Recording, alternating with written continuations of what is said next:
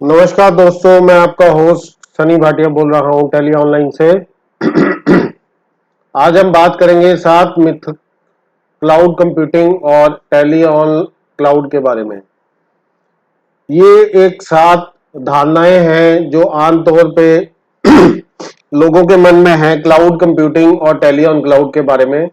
तो हम देखते हैं एक बार कि किस तरह से ये धारणाएं हैं और किस तरह से ये गलत है। जो आगे की स्लाइड्स होंगी वो इंग्लिश में होंगी, लेकिन इसको मैं हिंदी भाषा में बोलूंगा। तो हम चलते हैं कि क्या मिथक हैं या क्या धारणाएं हैं लोगों की जो गलत है और क्लाउड कंप्यूटिंग और टेली ऑन क्लाउड के बारे में।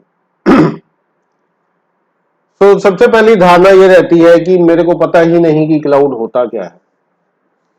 तो दोस्तों, मैं ये बताना चाहूंगा कि क्लाउड जो है आप इस्तेमाल कर रहे हैं, यूज करते हैं अपनी जिंदगी में आज भी। अब क्लाउड वो चीज है जो कि आपका डेटा और सॉफ्टवेयर, हार्डवेयर सब चीज एक रिमोट लोकेशन यानी कि दूसरी लोकेशन पे होती है और आप उसकी सर्विसेज यूज करते हैं। तो अगर आप अपनी email like Gmail, Yahoo use करते हैं, ऑनलाइन बैंकिंग यूज करते हैं या सोशल मीडिया जिसमें आपका पर्सनल डाटा यूज करते हैं, वो आपके कंप्यूटर पे नहीं होता है, वो रिमोटली कहीं और पड़ा होता है। या ईमेल का डाटा, जीमेल या याहू जो भी आप ईमेल सर्विस यूज करते हैं उसका सारा डाटा ऑनलाइन ही रहता है, आपके कंप्यूटर में कुछ नहीं रहता है। तो क्लाउड सर्विसेज आप शुरू से इस्तेमाल कर रहे हैं काफी देर से। तो ये धारणा गलत है कि आपको क्लाउड के बारे में नहीं पता है, रादर आप क्लाउड इस्तेमाल कर रहे हैं काफी देर से। दूसरी धारणा रहती है कि क्लाउड सिक्योर नहीं होता है। अब जिस तरह से मैंने कहा कि आप जीमेल, याहू या फेसबुक में अपना पर्सनल डेटा रखते हैं तो ये सिक्योर रहता है। बहुत कम केसेस रहते हैं जिसमें ये डाटा हैक हो जाता है या लीक हो जाता है। तो आपका ईमेल का डाटा जो कि काफी पर्सनल डाटा और इंपॉर्टेंट डाटा आपका क्लाउड पे रहता है वो भी आपका डाटा सिक्योर ही रहता है। अब इस धारणा को गलत इस तरह से है कि सिक्योरिटी इन क्लाउड जो होती है वो काफी ज्यादा होती है क्लाउड सिक्योरिटी प्रोवाइडर के द्वारा, क्योंकि उसको काफी ज्यादा डाटा हैंडल करना होता है और क्लाउड सर्विस प्रोवाइडर कभी नहीं ये चाहेगा कि डाटा का लॉस हो।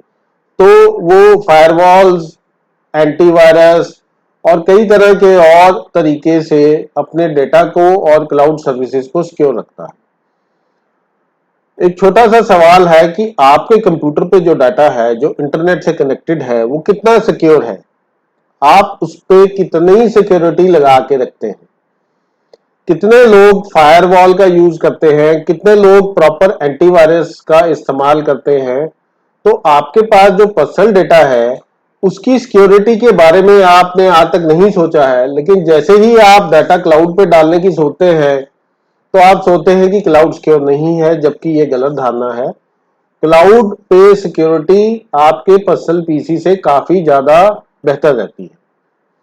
तो ये धारणा भी गलत है लोगों की कि क्लाउड सिक्योर नहीं है। तीसरी धारणा रहती है कि क्लाउड इज एक्सपेंसिव। लोग कहते हैं कि क्लाउड महंगा है। अब अगर आप सिर्फ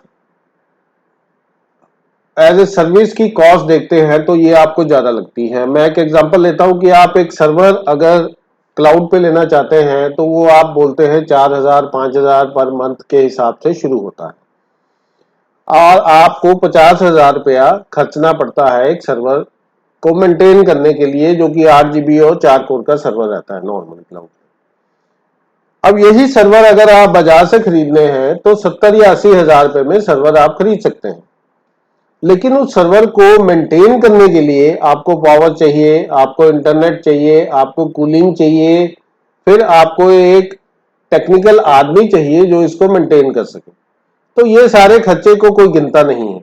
और अगर आप इस खर्चे को गिनना शुरू करेंगे तो आप देखेंगे कि 4 साढ़े 4 हजार रुपया तो आप उसकी मेंटेनेंस पे ही खर्च रहे हैं।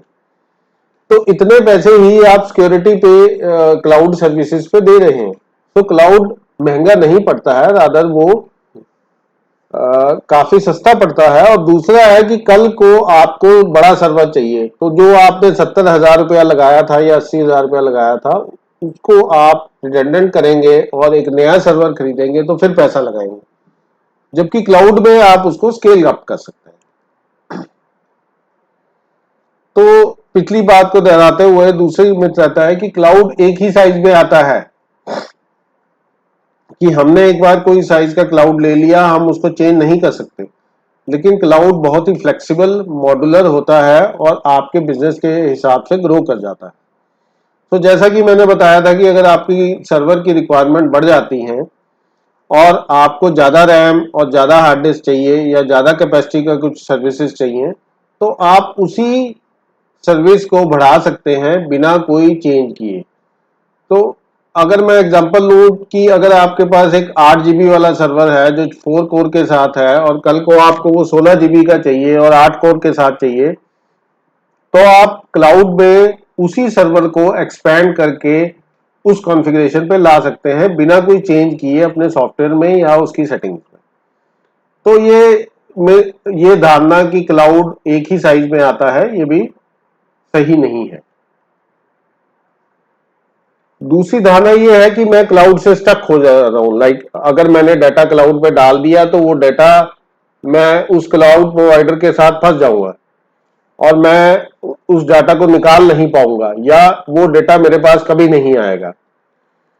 जबकि असल में जो भी क्लाउड प्रोवाइडर होता है वो सीमलेस इंटीग्रेशन देता है डेटा की, कि आप कभी भी डेटा अपना उठा के अपने पास रख सकते हैं या डेली बेसिस पे रख सकते हैं। तो इसमें कोई भी रिस्ट्रिक्शन कोई भी क्लाउड प्रोवाइडर कभी भी नहीं लगाता है।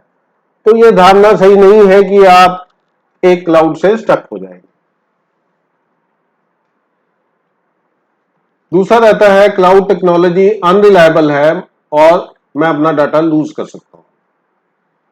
जबकि धारणा यह है कि असल में बात यह है कि क्लाउड सिस्टम में डाटा बैकअप के सिस्टम्स ज्यादा बढ़िया तरीके से बने होते हैं।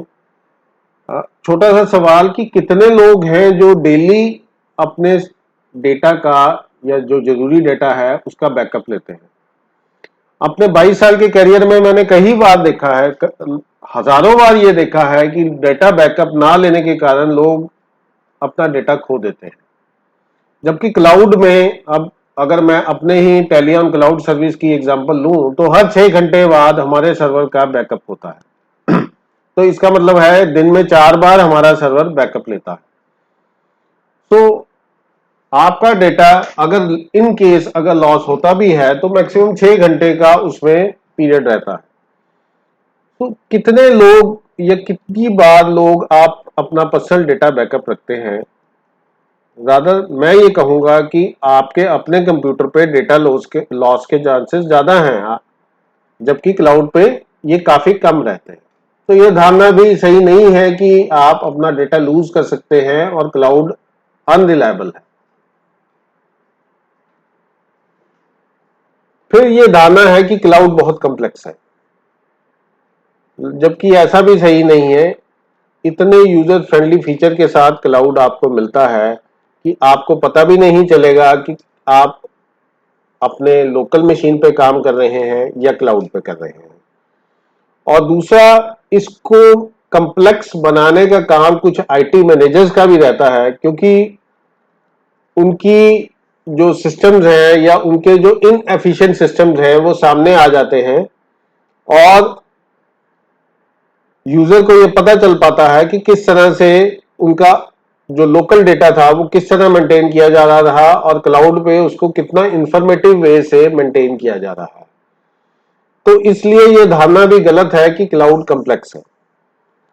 मैं एक छोटी सी एग्जांपल लूंगा इस पूरे सेशन में कि हम ये क्लाउड टेलियन क्लाउड सर्विसेज पिछले 5 साल से इस्तेमाल भी कर रहे हैं और लोगों को दे भी रहे हैं।